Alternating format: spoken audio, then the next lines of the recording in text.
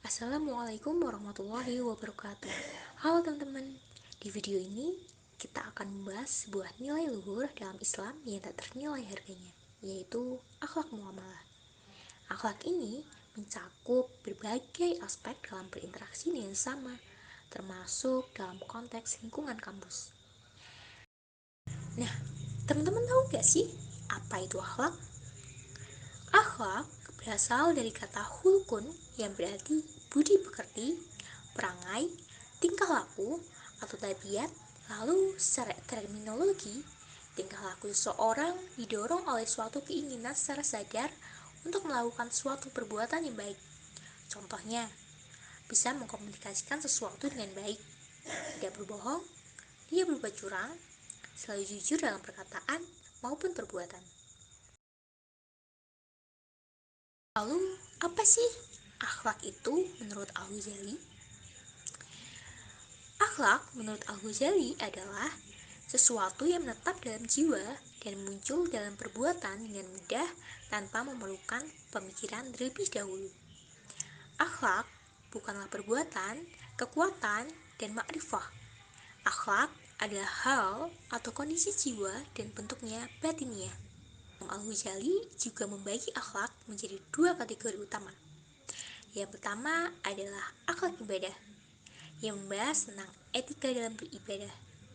Akhlak ibadah mencakup aspek spiritualitas, seperti tawakal dan ikhlas. Lalu yang kedua adalah akhlak muamalah, yang membahas tentang etika dalam berhubungan dengan sama. Akhlak muamalah mencakup perilaku-perilaku sosial, seperti adil, sabar, berbuat baik kepada sesama, dan masih banyak. Nah, selanjutnya teman-teman, setelah kita mengetahui apa sih itu akhlak dan bagaimana pembagian akhlak, kita akan membahas tentang penerapan akhlak muamalah, terutama dalam lingkungan kampus. Penerapan yang pertama yaitu menghormati dan menghargai dosen.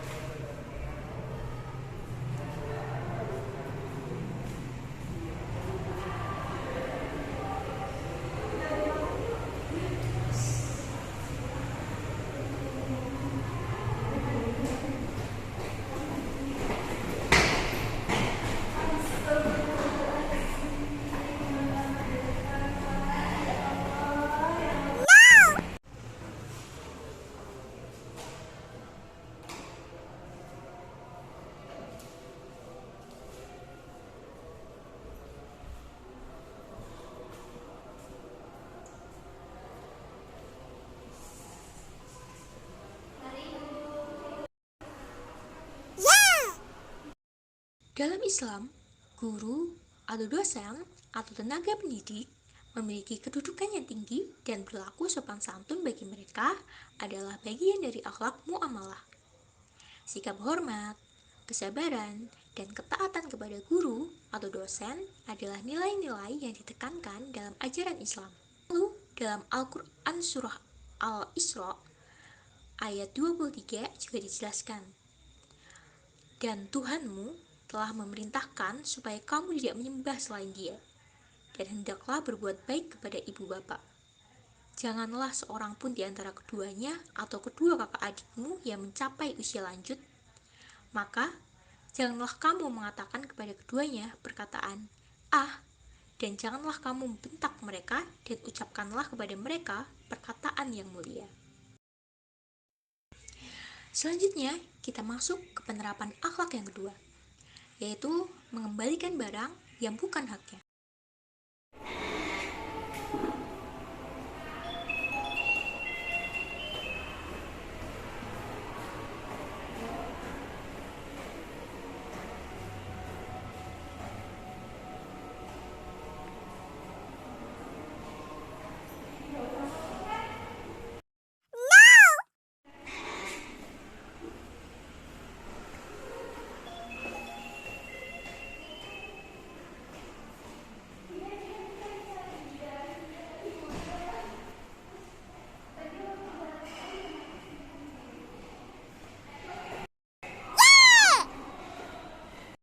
Dalam Islam, mengembalikan barang yang bukan miliknya adalah tindakan yang dianjurkan dan mencerminkan nilai-nilai kejujuran, amanah, dan keadilan.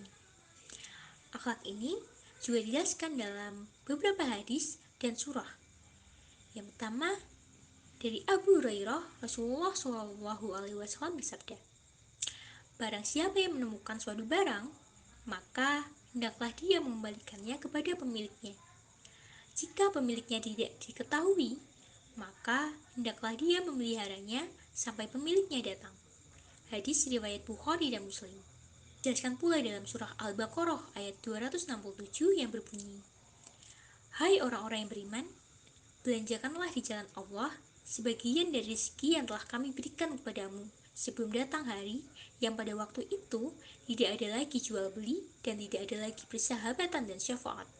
Dan orang-orang yang kafir itulah orang-orang yang zalim." Penerapan yang ketiga adalah menjaga kebersihan.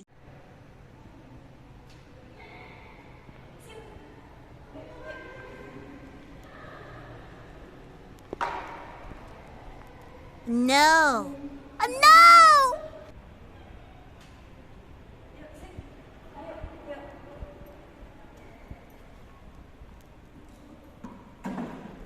Yeah! Yeah! Dalam Islam, menjaga kebersihan tidak hanya terbatas pada kebersihan fisik, tapi juga mencakup kebersihan hati dan perbuatan. Akhlak ini juga dijelaskan dalam beberapa hadis dan surah dalam Al-Quran. Dari Abu Malik Al-Ash'ari, Rasulullah Shallallahu Alaihi Wasallam bersabda, "Bersihkanlah hatimu dari kekotoran, dosa, karena hati yang bersih adalah hati yang paling jauh dari dosa."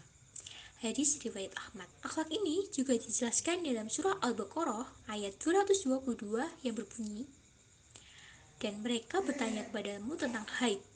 Katakanlah, haid itu adalah kotoran. Oleh sebab itu, hendaklah kamu menjauhkan diri dari perempuan di waktu haid dan janganlah kamu mendekati mereka sebelum mereka suci. Maka apabila mereka telah suci, maka campurilah mereka itu pada tempat yang diperintahkan Allah kepadamu. Sesungguhnya Allah menyukai orang-orang yang bertaubat dan menyukai orang-orang yang mensucikan diri."